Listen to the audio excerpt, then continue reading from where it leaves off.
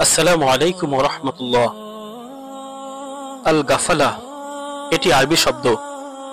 আবিধানিক অর্থ ভুলে থাকা, উদাসীনতা, অমনোযোগী হওয়া। পারিভাষিক অর্থ নিয়ে ভাষাবিদদের মাঝে মৃদু মতপার্থক্য রয়েছে। কেউ বলেন উদাসীনতা হচ্ছে পরিণাম বা পরিণতির দিকে ভ্রুক্ষেপ করা ব্যতীত মন যা চাই তাই করা। কেউ বলেন অনর্থক কাজে সময় নষ্ট করার নাম উদাসীনতা। কেউ বলেন কোন জিনিসের ব্যাপারে উদাসীনতার অর্থ হলো সেই জিনিসের প্রতি ভ্রুক্ষেপ না করা, হেলাফেলা করা, অবহেলায় গা ভাসানো। কেউ বলেন উদাসীনতা হচ্ছে স্মরণের থেকেও কোনো কিছু ভুলে থাকার ভান করা, অর্থাৎ অবজ্ঞা করে কোনো জিনিস ত্যাগ করা। গাফলত বা উদাসীনতা শব্দটি কোরআনেও ব্যবহৃত হয়েছে। আল্লাহ তাআলা বলেন, মানুষের হিসাব গ্রহণের সময় ঘনিয়ে এসেছে, অথচ তারা উদাসীন হয়ে মুখ ফিরিয়ে আছে।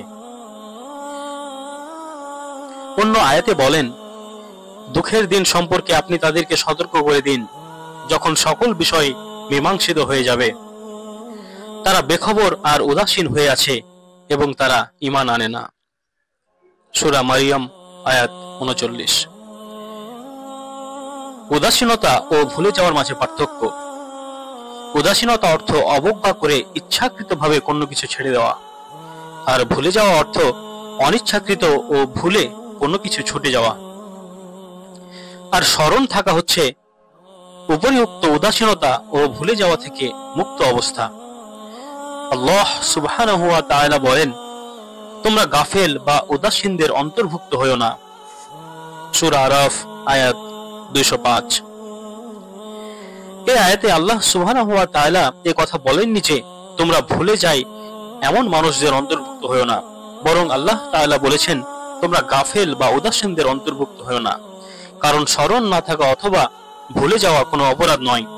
ভুলে যাওয়া মানব স্বভাবেরই একটি অংশ, তা নিষিদ্ধ ও দোষণীয় নয়। এর জন্য মানুষকে শাস্তিও দেওয়া হবে না।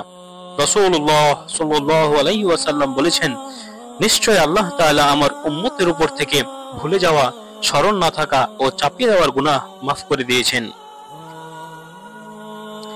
হযরত আবু যর রাদিয়াল্লাহু আনহু বর্ণনা করেন, রাসূলুল্লাহ সাল্লাল্লাহু আলাইহি ওয়াসাল্লাম বলেছেন, নিশ্চয় আল্লাহ তাআলা আমার কারণে আমার উম্মতের উপর থেকে ভুলে যাওয়া, স্মরণ না থাকা ও চাপিয়ে দেওয়ার গুনাহ ক্ষমা করে দিয়েছেন।